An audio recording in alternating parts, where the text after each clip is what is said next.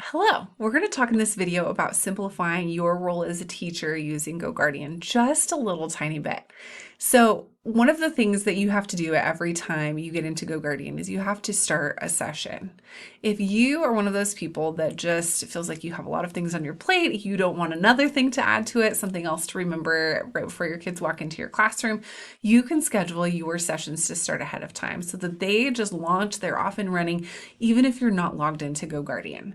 To set these sessions to start automatically, you'll go to GoGuardian, and then we're going to open up the settings for our class. So I'm going to come to my GoGuardian test class, click the little actions button on the right side, and I am going to find my settings. Actually, I think I'm going to say edit class. We're just going to click and see if I can find the right spot. Okay, now we're in our settings tab. So from settings, we'll click schedules. And then this is where I'm going to schedule my sessions to start. So we're going to say the start date for my sessions is July 1st. I know you're not going to have July 1st be yours, but we'll do July 1st of 2026 through July 1st of 2027. And we're going to say that this GoGuardian test class needs to run from, let's say, 9 a.m. to 10 a.m. This is a little cumbersome right at first, but this is the only time I'm going to have to do it for this trimester, for this school year, depending on how your schedule is set up. And then I'm going to set this to repeat. Today's Wednesday. I could have it repeat just every Wednesday. I could have it repeat Monday through Friday, which is a good idea because occasionally we do go to school on Fridays.